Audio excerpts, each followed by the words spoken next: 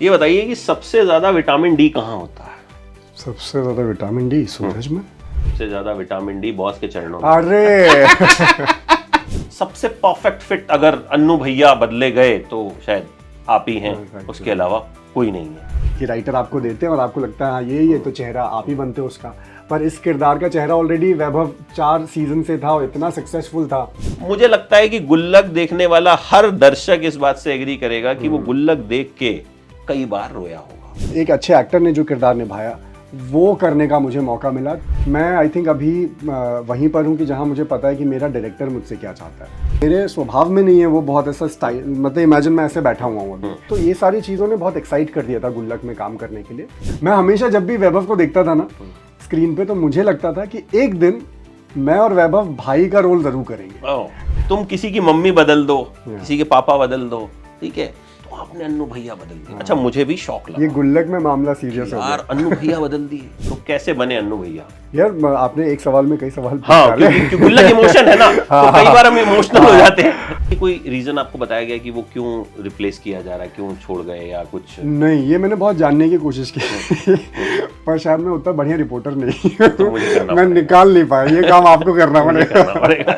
अच्छा, इन सब किरदारों में सबसे बड़ा बकैत कौन है? हर्ष। ना? अरे बचपन से एक्टर बनना था। हाँ, ये कीड़ा मतलब कैसे काटा था, किसको देख के काटा था? सबसे पहला रीजन तो गोविंदा। हाँ मतलब जो दूल्हे राजा आई हाँ। और उसके बाद लगा कि बस यही है। अच्छा हुआ कि कॉन्ट्रैक्ट में उन्होंने मुझसे ही नहीं पूछा कि कितना चाहिए आपको, क्योंकि जितना मैं बोलता उससे कहीं ज्यादा उन्होंने लिखा हुआ था। तो आप सोचते हो 7? हाँ 7,000, सामने वाला कहता नहीं 7 लाख। ओ भाई, एक के बाद दूसरा काम तभी मिलता है जब पहले वाला काम अच्छा हो। और उन कामों का जिक्र हुआ, ठीक है, भले ही गोल्डन आपका किरदार हो गया हो, कि आपको कोई आदमी मिला बोला कि आप गोल्डन जैसे दिखते हो, गोल्डन एक किरदार है बट आप तो गोल्डन हो नहीं सकते क्योंकि वो तो इंग्लिश नहीं बोलता है। तो उन्होंने नाम ही मेरा गोल्डन सेव कर रखा है। अब उम्मीद करते हैं कि अगले सीजन में डॉक्टर साहब से शादी वादी भी होगी, वो देखते हैं। ये बताइए कि सबसे ज्यादा विटामिन डी कहाँ होता है? सबसे ज्यादा विटामिन डी सूरज में। आपी की सीरीज में बताया गया है कि सबसे ज्यादा विटामिन डी बॉस के चरणों में। अरे करके भूल जाना मेरी आदत है। क्या बात है, क्या कवर अप किया है। लेकिन आप भी नौकरी किया करते थे और आपके भी बॉस ने, मैनेजर ने आपसे कहा था ना कि जाओ एक्टिंग करो। अरे ये आपको कैसे पता? तो सबसे ज्यादा विटामिन डी असल में ही आपके लिए तो फिर बॉस के चरणों में होगा ना। एक्चुअली ये, लेकिन ये रियल है। मैं होटल्स में जॉब करता था। ये मैं आई एम वेरी सरप्राइज, आपको सूची नहीं बताया? अरे मुझे किसी ने नहीं बताया, मुझे पता है। ओके, बट वाकई में ये हुआ क्योंकि मैं होटल्स में काम करता था एंड तो ठीक ठाक चल रहा था, मज़ा आ रहा था क्योंकि आप दोस्त बना लेते हो और एक एज होती है जब आपको लगता है कि पैसा ज़्यादा इंपॉर्टेंट है पैशन से।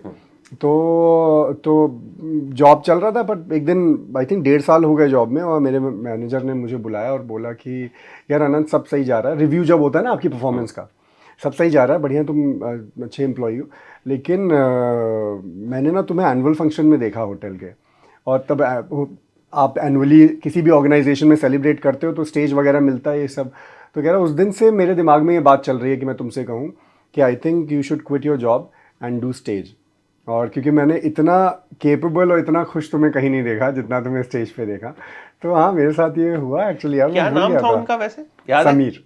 तो समीर जी को थैंक यू कि हमको एक अच्छा एक्टर देने के लिए। अच्छा, अब जो सबसे इस वक्त देश का ज्वलंत मुद्दा है, अन्नू भैया कैसे बदल दिए गए। मतलब मैं तो, है ना, ये मामला ऐसा है कि तुम किसी की मम्मी बदल दो, किसी के पापा बदल दो, ठीक है, तो आपने अन्नू भैया बदल दिए। अच्छा, मुझे भी शौक लगा। ये गुल्लक में मामला सीरियस हो गया यार, अन्नू भैया बदल दिए, ठीक है, बट जब मैंने देखा मुझे 5-7 मिनट लगे एडजस्ट करने में। उसके बाद मैं उस कैरेक्टर के साथ फ्लो में चला गया कि जो भी उसकी जर्नी थी, मुझे महसूस ही नहीं हुआ कि कोई बदला है। और मुझे ऐसा लगा कि सबसे परफेक्ट फिट अगर अन्नू भैया बदले गए तो शायद आप ही हैं, उसके अलावा कोई नहीं है।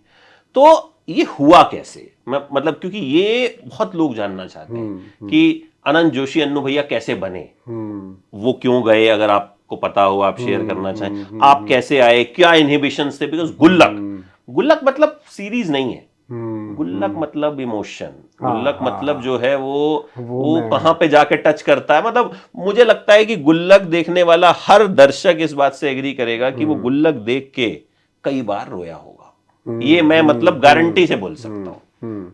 तो कैसे बने अन्नू भैया? यार आपने एक सवाल में कई सवाल पूछ हाँ, डाले। क्योंकि गुल्लक इमोशन है ना, तो कई बार हम इमोशनल हो जाते हैं। हाँ लेकिन हाँ। मतलब वाकई में ये मुझे अब एहसास हुआ मोर देन एवर कि गुल्लक वाकई में बहुत मतलब काफी करीब है लोगों के। ऐसा नहीं है कि एक शो है और बदल गया तो बदल गया। ना मुझे याद आ गई क्योंकि सास भी कभी बहू मीर थी। हाँ मीर बदले कि थे, मीर बदल गए, आंदोलन हो गया था। हाँ हाँ हाँ, ये गजब मतलब चक्के जाम हो। तो ये उस तरह से चल रहा है या अभी एंड सोशल मीडिया पे अब तो रिस्पॉन्स क्योंकि इतना क्विकली आता है, तो जब ये रिस्पॉन्स आने चालू हुए तब मुझे इसका सीरियसनेस पता चली। बिफोर दैट आई थिंक जब मुझे कॉल आया टीवीएफ की तरफ से तो मैं भी थोड़ा सा, ये मेरे लिए भी ऐसा था कि यार आप वाकई में ऐसा ये कदम उठा रहे हैं। लेकिन एक तरफ से खुशी भी थी क्योंकि आप मुझे एक ऐसे शो के लिए बुला रहे हैं जो मेरी फैमिली का खुद का फेवरेट शो है। सबका। तो मैंने आई रिमेंबर मैं पापा को फ़ोन किया, पापा को बोला, मैंने कहा बोलो मुझे मीटिंग के लिए बुला रहे हैं फॉर गुल्लक, मैं भी जा रहा हूँ मिलने के लिए उनसे। तो वो भी सोच रहे हैं कोई आएगा मौसी का लड़का या चाची का लड़का, उसके लिए मिश्रा परिवार में नई एंट्री। हाँ, तब तक उन्होंने मुझे ये नहीं बताया था कि अन्नू भैया के लिए बुला रहे हैं। उन्होंने कहा गुल्लक के लिए है और यू नो मेन पार्ट के लिए आपको बुला रहे हैं ऐसा करके। तो मैं गया, मिला श्रेयांश पांडे से जो क्रिएटर हैं शो के। यस। तो उसने बैठाया बढ़िया से और उसने कहा यार ऐसा डिसीजन हम ले रहे हैं। और मुझे था कि अरे वाह ये बड़ा ही मतलब ऐतिहासिक डिसीजन है आपका। तो काफ़ी बार वाकई में मैंने उनसे पूछा कि आर यू श्योर, मतलब ये आप डिसीजन पूरा मन बना लिए हैं इसके लिए? और उन्होंने कहा हाँ हम पूरा मन बना लिए। मतलब मन क्या बना लिए, एक मजबूरी है जिसकी वजह से शायद ये वो कर रहे हैं। क्योंकि किसी भी इतने सक्सेसफुल शो के लिए किसी क्रिएटर को अपनी फैमिली मेम्बर चेंज करता, अब तो हम तो ऑडियंस पॉइंट ऑफ व्यू से देख रहे हैं। इमेजिन जिसने वो बनाई वो फैमिली, उसके लिए यार बहुत बड़ा डिसीजन रहा होगा। मम्मी चेंज कर देना, पापा यहाँ एक भाई चेंज कर देना। हाँ तो वो भी बहुत उस बात से अफेक्टेड था और वो बोल रहा था यार इसीलिए मैं चाह रहा हूँ कि यार कोई ऐसा फिल हो जो सीमलेसली फिट हो जाए उसमें, और मुझे लगता है कि अनंत तुम कर लोगे। तो उसका जो ये फेथ था ना कि यार और फेथ भी इस पॉइंट ऑफ व्यू से नहीं कि यार कोई एक इंडिविजुअली एक अच्छा एक्टर है, ये कि यार ये किरदार तुम अच्छे से निभा लोगे, मुझे ये लग रहा है। तो हम लोग जब रीडिंग भी करते थे ना तो बहुत गुंजाइशें ढूंढता था, क्योंकि ठीक है अन्नू और मतलब मैं वैभव ने जिस तरह से उसको किया, मैं जाहिर सी बात है मैं उसे अलग तरह से अप्रोच करूँगा। तो जब हम लोग रीडिंग भी कर रहे थे तब भी श्रेयांश जो था वो बहुत ही एक एक चीज़ को वो इतनी बारीकी से देखता था और वो उस चीज़ को निकलवाता था। तो उसने यार बहुत मेहनत की, उसने बहुत फेथ दिया मुझे, मतलब मोटिवेशन उसी का था पूरा। तो वहाँ से फिर अन्नू की यात्रा चालू हुई। और मुझे लगा यार सब जब इतना कॉन्फिडेंटली मेरे बारे में आउटलुक रख रहे हैं इस इतने इंटरेस्टिंग कैरेक्टर को लेके, तो फिर वहाँ से मुझे लगा कि यार ठीक है अब ये मुझे ओन कर लेना चाहिए। अदरवाइज़ मैं हमेशा से एक मैं जो कि कभी हुआ नहीं मेरे साथ, क्योंकि हमेशा से मैंने किरदार बनाए हैं, आप ओन कर लेते हो उन्हें तुरंत कि राइटर आपको देते हैं और आपको लगता है हाँ ये तो चेहरा आप ही बनते हो उसका। पर इस किरदार का चेहरा ऑलरेडी वैभव 4 सीजन से था और इतना सक्सेसफुल था, और जब मैंने भी देखा तो मुझे भी लगा था यार क्या कमाल करता है वैभव। इनफैक्ट फन फैक्ट, मैं हमेशा जब भी वैभव को देखता था ना स्क्रीन पे तो मुझे लगता था कि एक दिन मैं और वैभव भाई का रोल जरूर करेंगे, क्योंकि पता नहीं क्यों हमारे घुंघराले बाल हैं और कुछ मतलब मुझे बहुत सिमिलर लगता था। और एक बड़ा कनपुरिया लहजा है और मेरे पापा कानपुर में पढ़े हुए हैं तो पापा का भी बड़ा कनपुरिया लहजा है बात करने का। तो मुझे बड़ा ऐसा लगता था कि एक क्लोजर फैमिली लगता था, और हमेशा मैं सोचता था वैभव और मैं कहीं ना कहीं भाई ज़रूर प्ले करेंगे। और मुझे नहीं पता था कि मैं कोई ऐसा मतलब जहाँ मैं रिप्लेस कर दूंगा। But I am so happy that I took over a project which is so successful. दूसरी बात शायद ये मैंने कहीं और कहीं नहीं है कि मुझे बहुत अच्छा लगा कि एक अच्छा एक्टर का जो एक अच्छे एक्टर ने जो किरदार निभाया वो करने का मुझे मौका मिला। तो कहीं ना कहीं हम दोनों ही आई थिंक एक ऐसे बैकग्राउंड से आए हैं जो कि बहुत ऐसा सपोर्टेड नहीं है, बहुत ऐसा नहीं है। हाँ तो वो उस बात की मुझे खुशी भी है कहीं ना कहीं कि मुझे एक ऐसा कैरेक्टर दिया गया जो कि एक बहुत बेहतरीन एक्टर ने परफॉर्म किया था पहले, और अब आई होप कि मैं कंटिन्यू कर पाऊँ। तो वही ना कि रेस में वो लोग दौड़ रहे हैं जिन्हें मैं बहुत अप्रिशिएट करता हूँ as an actor. Vaibhav also, अभी उनकी एक सीरीज आई थी मंडला मर्डर्स, हाँ हाँ ब्रिलियंट सीरीज, हाँ वेरी हाँ डिफरेंट हाँ, बहुत सीरीज डिफरेंट। नेटफ्लिक्स पे। उस वक्त मेरी उनसे मुलाकात भी हुई थी, हमने एक बड़ा डिटेल्ड इंटरव्यू भी किया था। तो वो उसमें बिल्कुल अन्नू भैया से बिल्कुल अलग। अच्छा, ये कोई रीजन आपको बताया गया कि वो क्यों रिप्लेस किया जा रहा है, क्यों छोड़ गए या कुछ? नहीं, ये मैंने बहुत जानने की कोशिश की पर शायद मैं उतना बढ़िया रिपोर्टर नहीं तो मुझे करना मैं पड़ेगा, निकाल नहीं पाया, ये काम आपको करना मुझे करना पड़ेगा। पड़ेगा।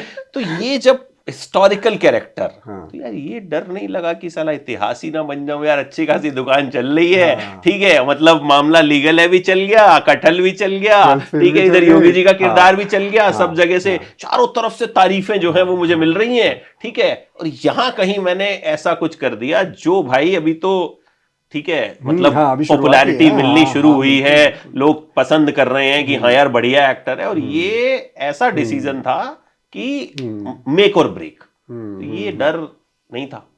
ये डर तो नहीं था, मैं अमित भाई आपको बताऊं, क्योंकि आई थिंक ये डर ना हमेशा रहेगा, ये था भी और नहीं था, वो हर प्रोजेक्ट के साथ रहेगा। क्योंकि वो फॉर द बेटर और फॉर द वर्स्ट हम लोगों का काम जो है ना, वो हर एक नया प्रोजेक्ट डिसाइड करेगा कि यार ये इस किस्म का एक्टर है और ये इस किस्म का एक्टर बन गया है। क्योंकि तो क्या है ना, वो तो हर प्रोजेक्ट के साथ लगता है कि यार ये जो कर रहा हूँ मैं, ये ठीक कर रहा हूँ कि नहीं कर रहा हूँ। ये तो वो एक थोड़ी अनश्योरिटी रहती है। पर एक चीज़ जो आप मेक श्योर कर सकते हो, जो मैं हमेशा अपने को अवेयर करता रहता हूँ, कि यार मैं इस दिन 100% दूंगा अपना। मैं अपनी यूनिट जो मुझसे एक्सपेक्ट कर रही है उसको मैं डायरेक्टर के लिए बहुत सर्व करता हूँ। मतलब अभी तक शायद मैंने काफ़ी कुछ एक्टर्स होते हैं जो कि ऑडियंस के लिए बहुत सर्व करते हैं, कि उनको पता है कि उनकी ऑडियंस उनसे क्या चाहती है। मैं शायद अभी तक वहाँ पहुँचा नहीं हूँ जहाँ मुझे पता है कि मेरी ऑडियंस ये चाहती है मुझसे। मैं आई थिंक अभी वहीं पर हूँ कि जहाँ मुझे पता है कि मेरा डायरेक्टर मुझसे क्या चाहता है। तो मैं उसकी सर्विस में हमेशा रहता हूँ। तो हर दिन जिस दिन मैं काम पे जाता हूँ, शूट पे जाता हूँ, मैं बस ये कोशिश करता हूँ कि मेरा डायरेक्टर जो है मॉनिटर पे वो देख के खुश हो जाए। जहाँ जहाँ उसकी स्माइल आती है, मेरा काम ख़त्म। मतलब मुझे लगता है कि now this was my successful day. तो डायरेक्टर की सर्विस मेरे लिए सबसे इम्पोर्टेंट है, और स्क्रिप्ट के लिए, और स्क्रिप्ट जिस तरह से डिमांड कर रही है वो मैं 100% रखता हूँ। तो उसमें वो फियर नहीं आता, कि उसमें लगता है कि उसमें मैंने अपनी तरफ से कम्प्लीटली अवेयर होकर अपना 100% दिया है। उसके बाद में हाँ, फीडबैक इम्पैक्ट तो करेंगी, पर ये जॉब का पार्ट है, क्योंकि हम लोगों का काम ही है अपने को डिस्प्ले पे रख देना। फिर जब आप डिस्प्ले पे आपने रख ही दिया है तो आपको फीडबैक तो मिलेंगी कि अच्छा है, बुरा है, उसका ये टेढ़ा है, ये थोड़ा ऐसा है यार, कि बाल थोड़े छोटे हो जाने चाहिए थे, बढ़ जाने चाहिए थे, कद थोड़ा लंबा हो जाना चाहिए था। बट उसमें कंट्रोल अपना नहीं है। तो हाँ, लेकिन ऐसा तो डर नहीं था ऐसा कोई। मैं डर, और यूजुअली मैं वो काम करता भी नहीं जिसमें मुझे डर लगने लगे। यूजुअली जो इंटरेस्ट करता है मुझे, जैसे मुझे ये इंटरेस्ट बहुत किया था, और स्पेशली जो टीम है ना, TVF, right from the days of YouTube, मतलब ये वो टीम है जिनकी वजह से मुझे लगा यार कि हाँ यार, ऐसी एक्टिंग भी तो होती है। मतलब ये बड़े अपने ट्राइब के रियलिस्टिक लोग है, हैं। हाँ, ये रियलिस्टिक बड़े है। अपने ट्राइब के हाँ लोग हैं, क्योंकि मुझसे वो सब नहीं होता है कि वहाँ गए और हाँ, कॉलर उठाया वही पुलिस वाला और आएगा माचिस और लाए। ये करेगा। तो इनफैक्ट ये था भी कि क्योंकि वो मेरे मेरे स्वभाव में नहीं है, वो बहुत ऐसा स्टाइल, मतलब इमेजिन मैं ऐसे बैठा हुआ हूँ अभी। तो हाँ नहीं बिल्कुल नहीं नहीं, वो। मतलब वो कभी कभी कॉन्शियस ही हो जाते हो कि आप, वरना ना एक वो होता नहीं है कि तो जब आपने टीवीएफ यूट्यूब स्किट्स देखना चालू किए, तो वो तो बड़े आपके जैसे लोग थे। तो वो लगा कि यार हाँ यार, ये भी तो एक बड़ा ऑनेस्ट एक्सप्रेशन है।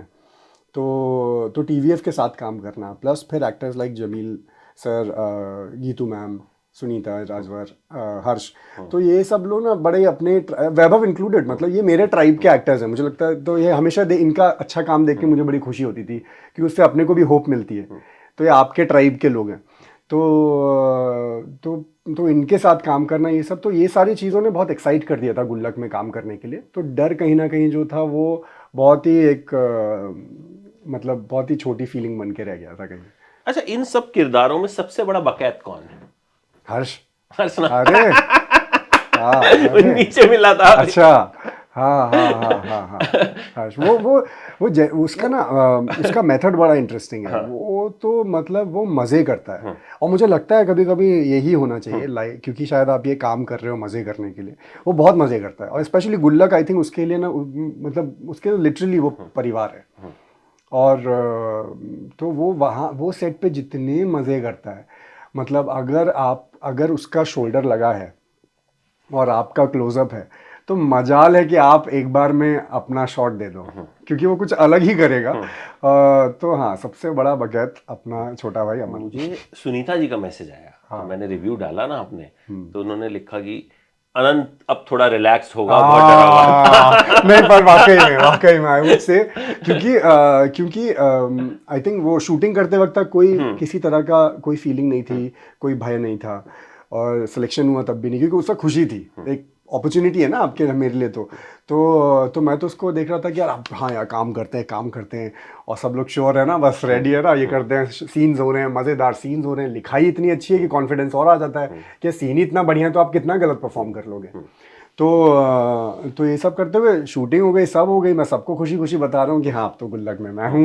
और पर जिस दिन टीजर लॉन्च हुआ और आई थिंक लोगों के इम्पैक्ट आना, कमेंट कमेंट सेक्शन सेक्शन जब पढ़ा, और मैं यूजुअली सोशल मीडिया वाला प्राणी नहीं हूँ, मतलब मैं मुझे नहीं पता कि ये एंगेज कैसे करूँ, और ऑल्सो पहला प्रोजेक्ट है जिसमें मुझे कहीं ऐसा मेरे किरदार को पर्सनली मुझे कहीं नेगेटिव कमेंट्स आए नहीं, तो उसमें मैं तो थैंकफुली नहीं आए वरना तो मैं घर पे डिप्रेशन में बैठा होता।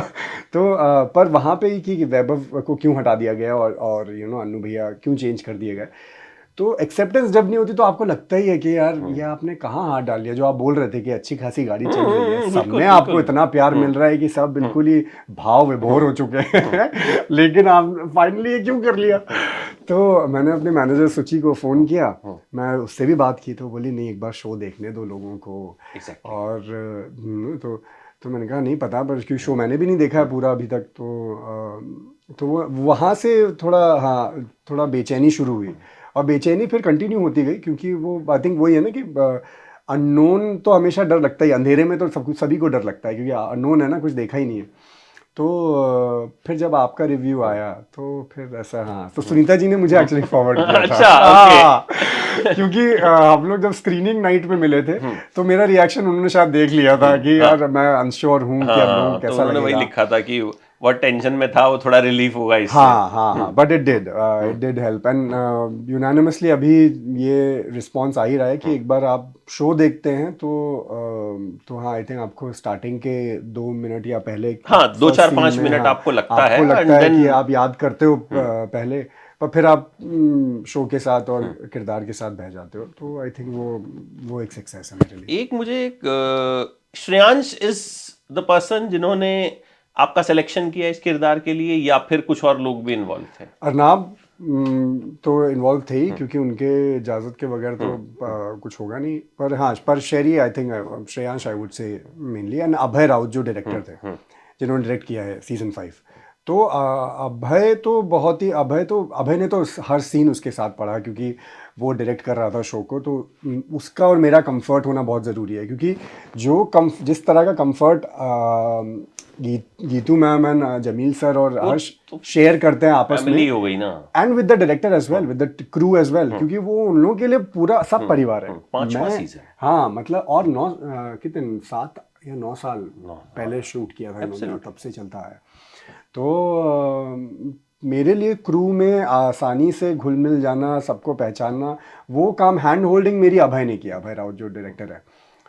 शेरी ने मुझे आते ही मतलब जो कॉन्फिडेंस दिया, उसने कहा भाई तू ही कर रहा है, वो ब्रो करके बात करता है, ब्रो तू कर लेगा ब्रो, बहुत ही शेरी बहुत ही स्वीट है यार वो, और वो स्वीट जेन्युइनली बहुत स्वीट है, लाइक वो अंदर से बहुत पावर देता है, वो ऊपर से ऐसा नहीं करता कि आप सही हो, सब चीज़ ओवर नहीं करता वो, बट उसने बहुत ऐसा एम्पावर किया। मैं उनको गुल्लक की वजह से ही जानना शुरू किया था। हाँ, जब गुल्लक मैंने देखा तो मैंने कहा यार कौन है इसका क्रिएटर यार, तो फिर ढूंढा, फिर इनसे मेरी बातचीत भी हुई, फिर कुछ दिन पहले मिले भी, फिर अभी भी जब मैंने देखा तो मैंने बताया, मैंने कहा यार बढ़िया आपने वो किया, और उनका पिरामिड स्कीम भी आया है, पिरामिड स्कीम भी आया, तो दोनों शोज जो और एक साथ आए, तो शेरी के लिए बहुत बड़ा दिन था उस दिन, कि परसों एक हफ्ते में 2 बड़े शोज रिलीज होना।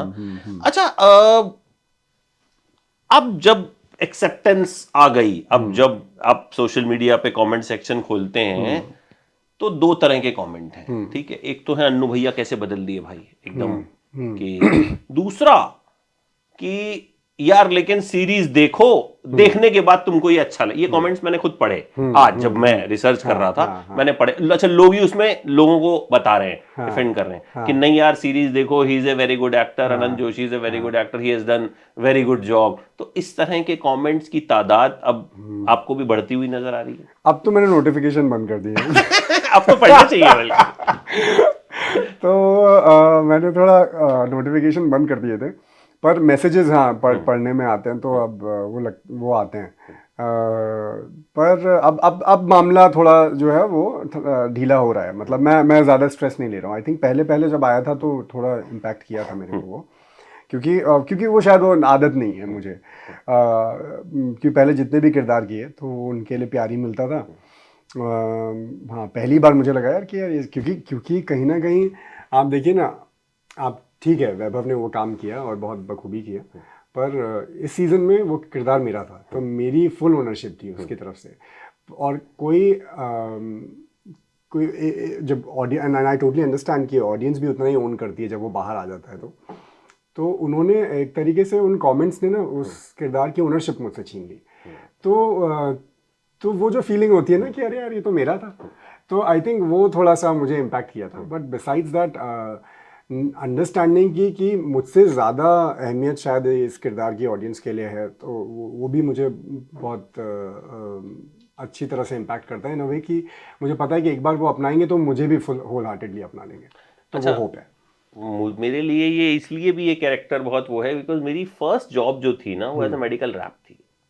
जो काम अरे जो आपका कैरेक्टर यहाँ पे करता है, I did it for like 8 to 9 months, अरे वाह, उससे ज्यादा मुझसे हुई नहीं। तो वो जो रिलेटेबिलिटी, मतलब मुझे लगा यार ऐसा ही तो होता है। डॉक्टर के पास आप जाते हो, कोई एक बदमाश मिलता है डॉक्टर, कोई एक अच्छा डॉक्टर मिलता है। तो आपको इस प्रोफेशन के बारे में कुछ नॉलेज थी इससे पहले? बिल्कुल थी, क्योंकि मेरे कज़न है, तो वो मेडिकल रैप थे, और वो हमेशा ना फ्रीबीज भी लाते थे, क्योंकि उन लोगों को फ्रीबीज भी मिलती थी। तो हम लोग मतलब बचपन में बहुत फैसिनेटेड होते थे ये फ्रीबीज देख के कि अरे ये आ रही है, जबकि बहुत सिंपल सी ट्रैवल किट्स आ रही हैं, कुछ आ रही पेन है, होता है, डायरी होती है, बट बड़े फैसिनेटेड होते थे, ब्रांडिंग होती थी उसमें। तो उनको बहुत क्लोजली देखा था। और बचपन में आपकी बड़ी अच्छी मेमोरी बन जाती है। आई थिंक वो जो मेमोरी होती है ना वो आप कभी नहीं भूलते, क्योंकि वो शायद आपके पहले एक्सपीरियंसेस होते हैं। तो थ्रू जगदीश भैया, मेरे कज़न जो है, तो उनके थ्रू मैंने मेडिकल रैप वाला वर्ड देखा था, और किस तरह से वो जो है अपना एक वो ऐसा बैग होता था, स्लिंग बैग, वो लेके घूम रहे होते थे हर जगह, उसमें सब रखा हुआ है, सब भरा हुआ है। एंड तो वो जितना बाहर से वो जितना ग्लैमराइज दिखता है, यानी कि आप जितने कॉन्फिडेंट दिखते हो, उसके पीछे का स्ट्रगल जो है वो दिखता था मुझे, जब वो मम्मी के साथ बैठ के कभी कभी चाय पीते थे।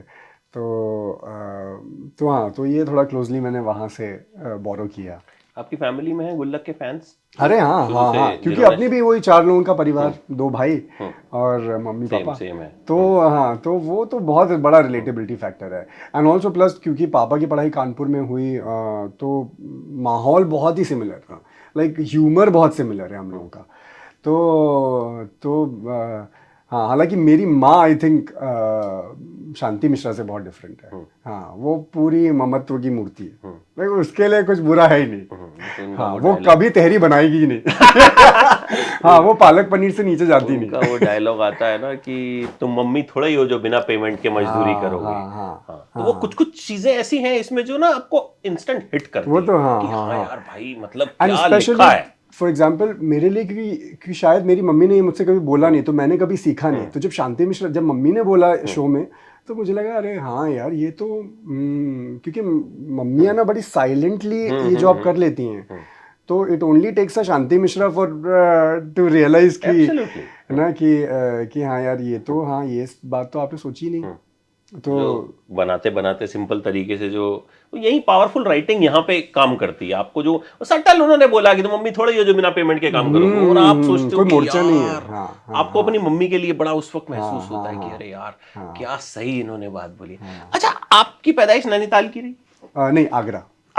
तो कहीं पे नैनीताल का जिक्र क्या है आपकी? अरे क्योंकि हम लोग पहाड़ से हैं, मतलब मेरा गांव नैनीताल, मतलब मम्मी नैनीताल से हैं, पापा अल्मोड़ा से हैं। हाँ, तो हम लोग हैं उत्तराखंड से, पर वो मूल निवास है। पर पापा क्योंकि ट्रांसफरेबल जॉब में थे, हम लोग कॉन्स्टेंटली कंटोनमेंट एरियाज में रहे, तो आगरा, शाहजहांपुर, तो ये सारे स्मॉल टाउन यूपी घूमे पूरा। यूपी पूरा घूमे। उसने बहुत काम दिया है बिल्कुल। यूपी ने। यूपी के सीएम भी बने आप। हाँ पर्दे हाँ पे, हाँ तो हाँ सीएम। हाँ हाँ। तो आगरा कितना वक्त रहे? आगरा सबसे ज्यादा है। आगरा तकरीबन 10 साल, 10-11 10 साल। तो क्या पढ़ाई वढ़ाई मतलब? सब वहाँ पे। हाँ, केंद्रीय विद्यालय का स्वर्णिम गौरव। और कॉलेज? कॉलेज नैनीताल से हुआ। कॉलेज नहीं था। किस सब्जेक्ट में? Hotel management. होटल। तो फिर कौन से होटल में उस वक्त नौकरी किया करते थे? वहीं लोकल होटल था या? तो नहीं नहीं नहीं, मतलब मैं तो बॉम्बे आके जॉब किया। और क्योंकि बात ये थी, बचपन से एक्टर बनना था। हाँ, ये कीड़ा मतलब कैसे काटा था? किसको देख के काटा था? एक मैंने आपने कहीं पे जिक्र भी किया था कि फ्लेमिंको के आप बहुत, फ्लेमिंको जो फ्लेमिंको स्पेन तो की बहुत, आर्ट है। हाँ, फ्लेमिंको बहुत उस बाद में वजह से आया। मैं एक्टर बनना चाहता था। पर नहीं, पर फ्लेमिंको तो बहुत बाद में अच्छा। आया। मतलब सबसे पहला रीजन तो गोविंदा। हाँ मतलब जो दूल्हे राजा आई हाँ। और उसके बाद लगा कि बस यही है। तो आई थिंक वो दौर था जब गोविंदा, मतलब गोविंदा जो थे वो शाहरुख खान से ही बड़े स्टार थे वो टाइम पे। और उनके जैसा entertainer, wholesome entertainer I think industry में नहीं है, कोई नहीं एब्सोल्युटली। है। और जो मतलब जब वो सीरियस सीन करें तो आपको रुला दें, जब वो कॉमेडी करें तो उससे बेहतर आपको हंसा नहीं सकता, जब वो डांस करें तो लगे ये तो क्या एफर्टलेस डांसिंग है। तो वो इतना जो मेरे लिए हिंदी फिल्म्स का इम्प्रेशन था ना वो था। तो कोई पूछता था कि बचपन में कोई पूछता था ना कि क्या बनोगे, तो जवाब ये नहीं निकलता था कि एक्टर बनना है। Dancer। मैं बोलता था नहीं, हीरो बनना है। हीरो बनना। क्योंकि हीरो मतलब कि वो कॉम्बिनेशन ऑफ एवरीथिंग, कि वो आपको रुलाएगा भी, हंसाएगा भी, डांस भी करेगा, एक्शन भी करेगा, सब करेगा। तो फिर धीरे धीरे मीनिंग चेंज हुई। पर ये था कि एक म्यूज़िक स्टेज की तरफ रुझान बचपन से ही था, तो वो बढ़ता गया। तो वही जो शौक था वो जब थोड़ा थोड़ा जुनून में बदलता गया, फिर ऐसा लगा कि यार यही करना है। पर because again middle class family limitations होती हैं और एस्पिरेशंस की भी लिमिटेशंस होती हैं, कि आपको लगता है कि यार ये तो कोई करियर ट्रैजेक्टरी नहीं हो सकती। माँ बाप को भी लगता है कि इसकी कोई डिग्रीज तो है नहीं, हम आपको दिला के कहीं जॉब दिलवा दें। तो तब कहीं ना कहीं मुझे फिर लगा कि यार मैं कोई ऐसा डिग्री कर लेता हूँ जो मुझे जॉब क्विकली दे दे, इंडिपेंडेंस दे दे, ताकि उसके बाद जो भी मैं करना चाहूँ, लोगों से मिलना चाहूँ, मीटिंग्स करना चाहूँ, ऑडिशंस देना चाहूँ, वो मैं अपने बूते पे कर पाऊँ। तो मैंने होटल मैनेजमेंट किया कि ताकि मैं कहीं पे भी जाके जॉब करूँ। और पहला जॉब जो था मेरा बॉम्बे में लगा। तो बॉम्बे में मैंने ट्राइडेंट बैंड्रा कुर्ला में काम किया।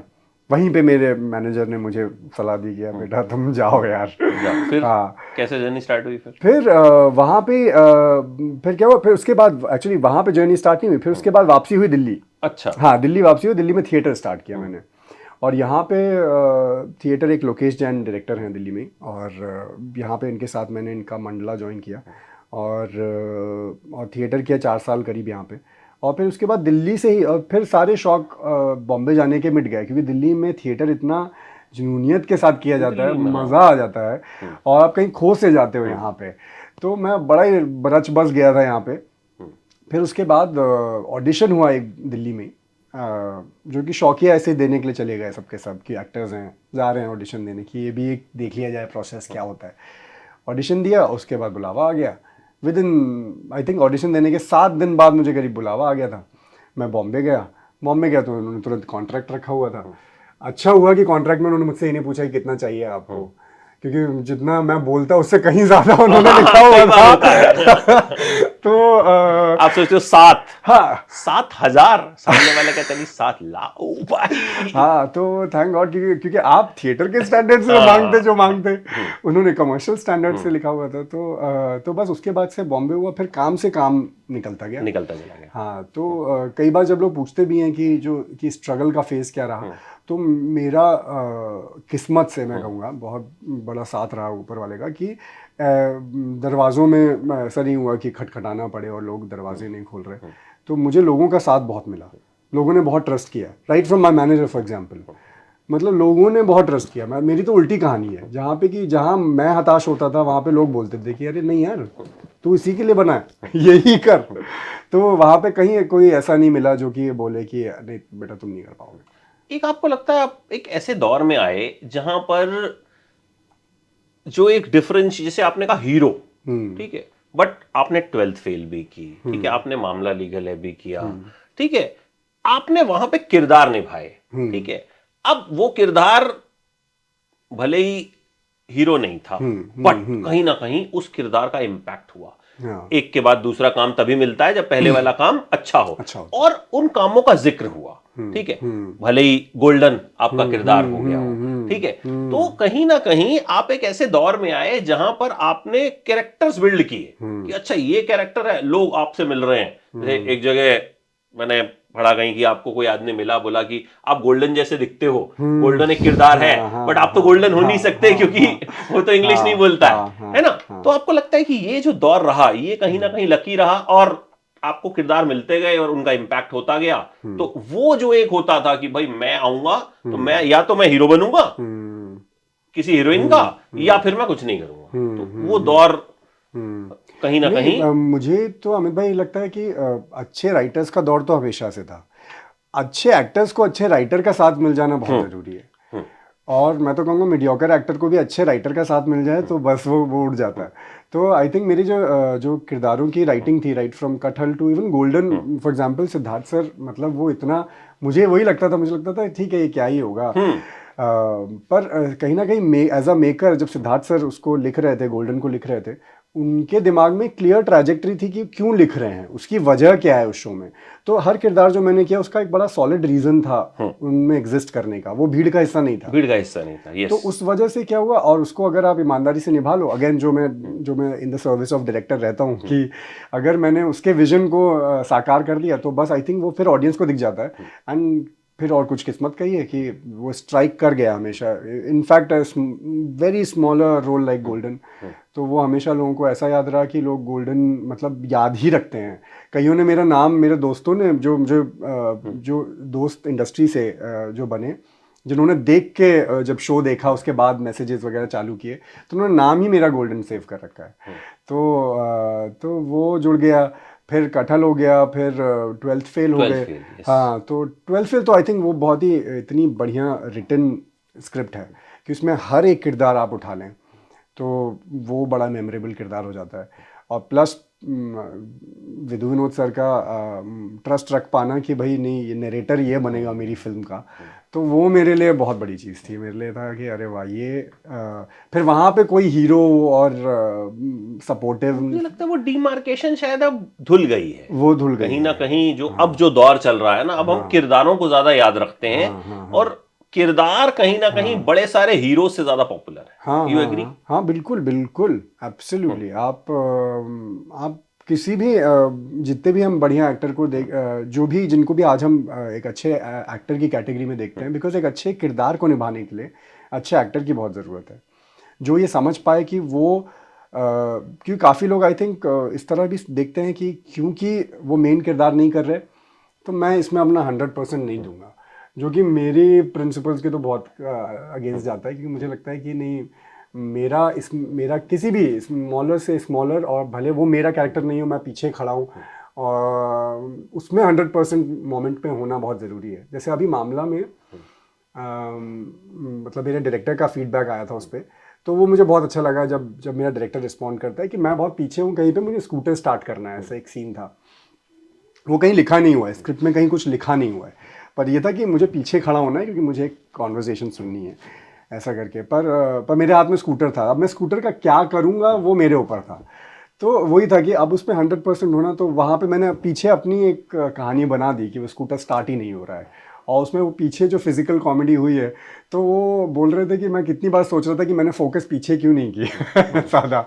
तो ये सब तो अच्छा लगता है कि इस तरह के जब आपका इन्वॉल्वमेंट होता है वो एक्नॉलेज किया जाता है, तो उससे और पुश मिलता है। और योगी जी कैसे बने आप ये, क्योंकि वो फिल्म मुझे लगा कि मतलब बिल्कुल आपने जो बॉडी लैंग्वेज पकड़ी और बड़े मतलब जबरदस्त तरीके से, मतलब उसको हम बिल्कुल नॉन पॉलिटिकल डिस्कशन, जो कि एक किरदार जो निभाया आपने, कि मतलब अब उसमें हम आइडियोलॉजी पे नहीं जाएंगे, बट एज अ फिल्म मुझे लगा कि उसमें जिस तरीके से उनकी जर्नी दिखाई गई, that was portrayed in the best possible way, and you were phenomenal. Thank you. तो वो कैसे हुई फिल्म? बिकॉज कहीं ना कहीं एक पॉलिटिकल फिगर पे जब आप फिल्म करते हो तो मन में एक इनहिबिशंस रहते हैं कि यार बाकी तो चल ठीक है, कैरेक्टर है, यहाँ थोड़ा दाएं बाएं हुआ या कुछ हुआ तो मतलब क्या बखेड़ा हो जाएगा, क्या हो जाएगा। तो उसकी जर्नी कहानी क्या रही? यार योगी मेरे पास आई थी, मतलब ऐसा करीब फिल्म शुरू होने से 6 महीने पहले या 7 महीने पहले एक बार आई। और मैंने इन्हीं कारणों की वजह से मैंने कहा कि सर मैं, क्योंकि आई थिंक आज के दौर में ना शोर बहुत हो जाता है इंटरनेट पे, और तुरंत आप जज कर लिए जाते हो, आप एक कैटेगरी में रख दिए जाते हो। और क्योंकि अभी यात्रा चालू ही हो रही है, तो मैं शायद ऐसा कुछ अभी नहीं करना चाहूँ, तो मैंने मना कर दिया।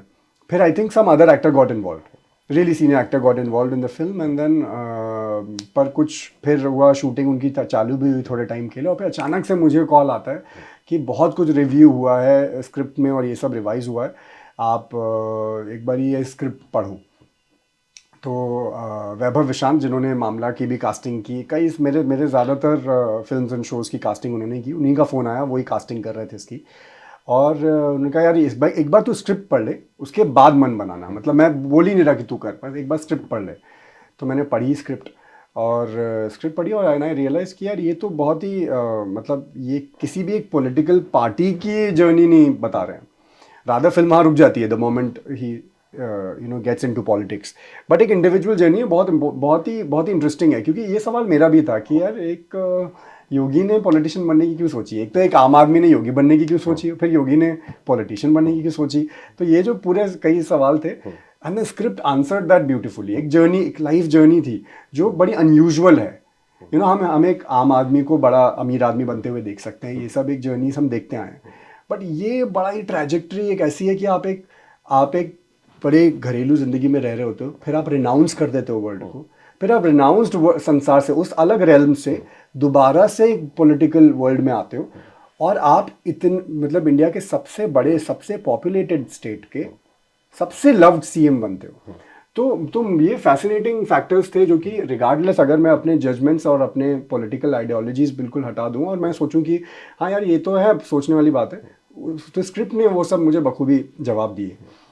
फिर उसके बाद दूसरा ये था कि मुझे जिस तरह के ऑफर्स आ रहे थे वो बड़े ही सिमिलर टोन में थे जो मैं पहले काम कर चुका था।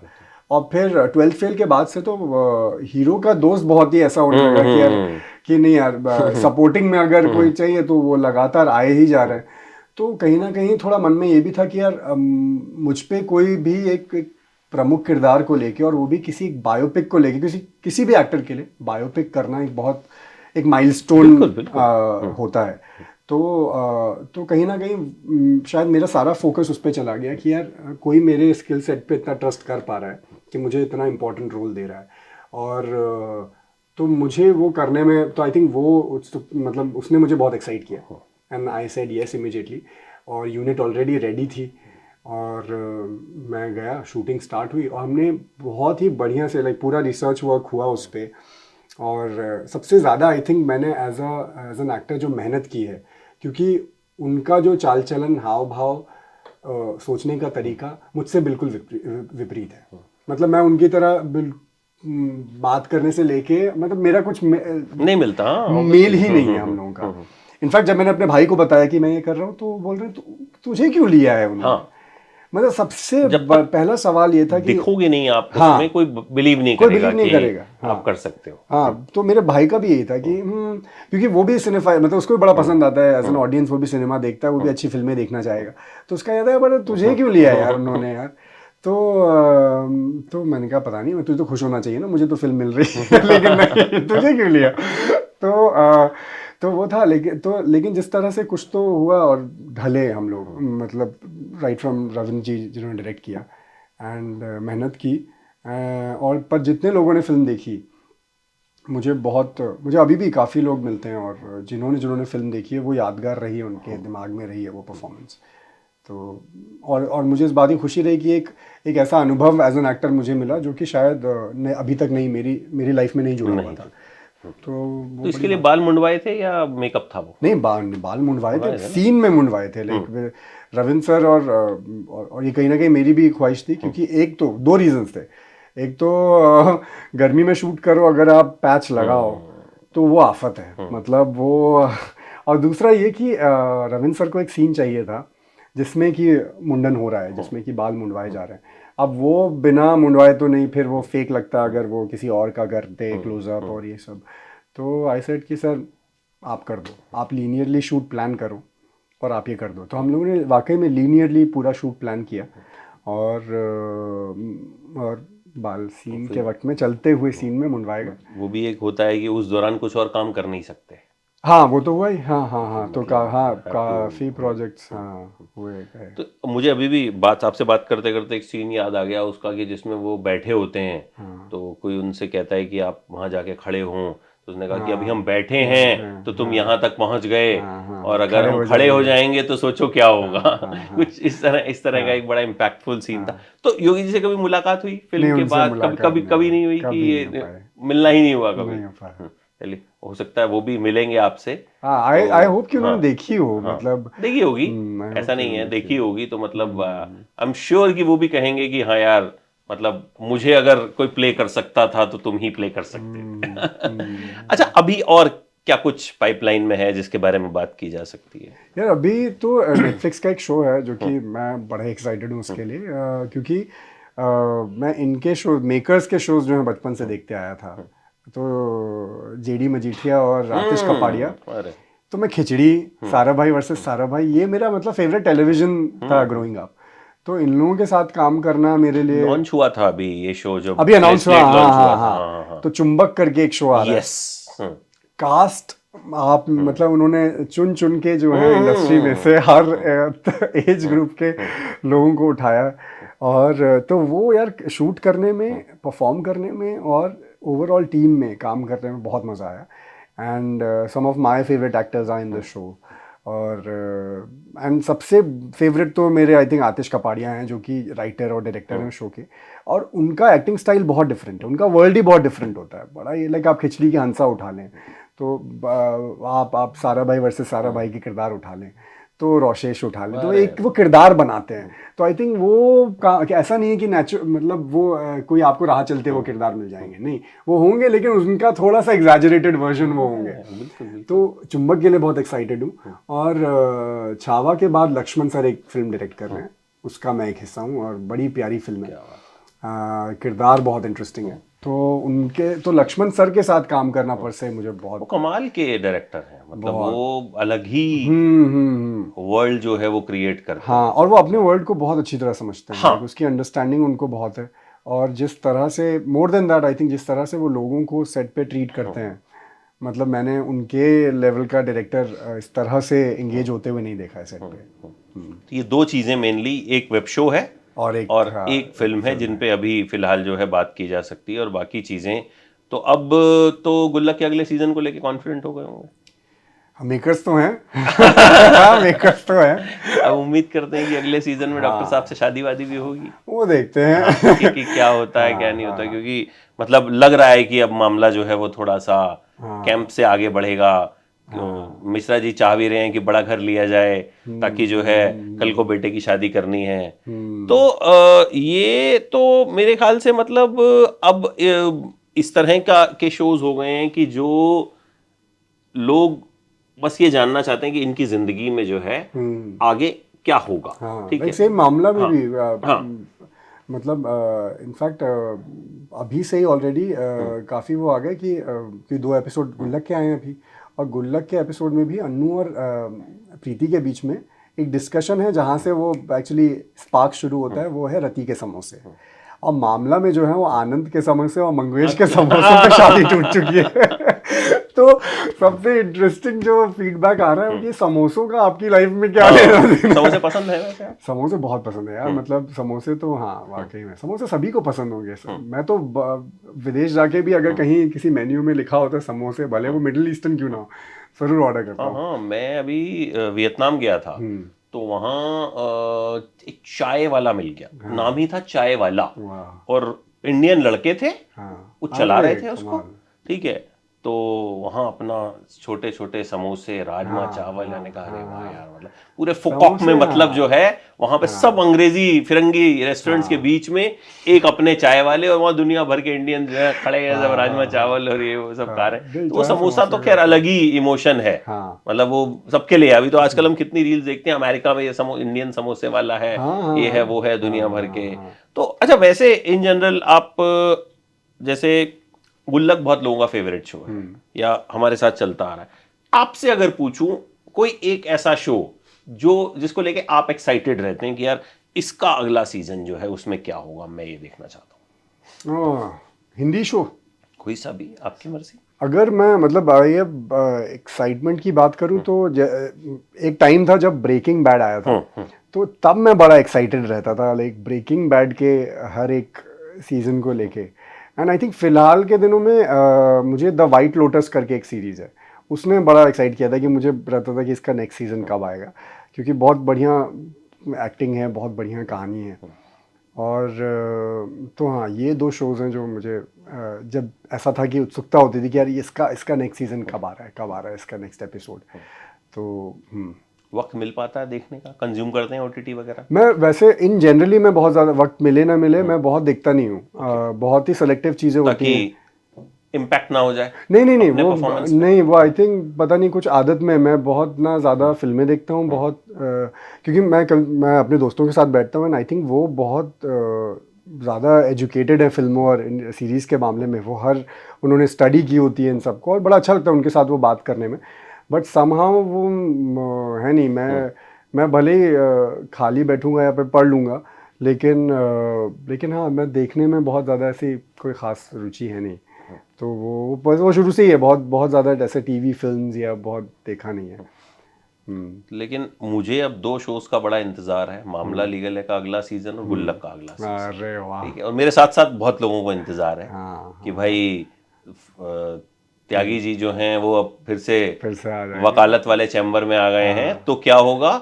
और गुल्लक में जाहिर तौर पर हम हमेशा जानना चाहेंगे कि, तो इंतजार रहेगा उसका। And it was lovely talking to you. Same यार, मतलब मैं आपका मतलब मैं कब से इनफैक्ट जब आपकी आवाज़ जो है मैं पहले भी बोल चुका हूँ आपको, लेकिन हाँ बड़ा सही लगता है। सडनली आप जब बोलते हो तो ना चीज़ें मुझे वैलिड लगने लगती है तो ये आपकी आवाज़ में कुछ है कि मुझे लगता है इस आदमी को सुना जाए। Thank you so much, same with you. हम मिले पहली बार हैं, हाँ, बट आई थिंक पिछले कुछ वक्त में 3-4 साल में एटलीस्ट आपका जितना भी काम रहा, बाई चांस मैंने जितना भी काम आपका देखा सब अच्छा था।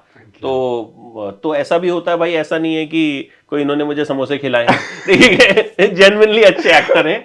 तो जब जेन्युइनली कोई अच्छा होता है तो तारीफ होती ही होती है। तो इसी तरीके से काम करते रहिए आप, और इसी तरीके से हम आपकी तारीफ करते रहें। यही बस इसी तरह से बस हम मिलते रहें, दिल्ली आते रहें, अब तो हम मिलते रहेंगे।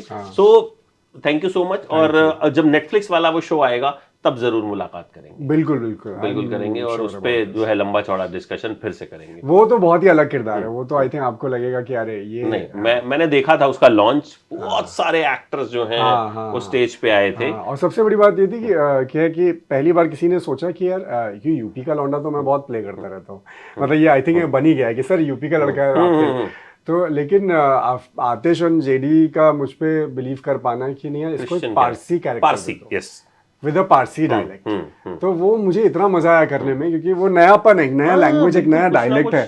कुछ ना कुछ जब नया होता है तो एज एन एक्टर भी एक सेटिस्फेक्शन अलग ही रहती है, और एज एन ऑडियंस भी लोगों को कुछ ना कुछ तो इंतजार रहेगा उसका, और अपनी अगली मुलाकात का भी। बिल्कुल। Thank you so much. Thank you.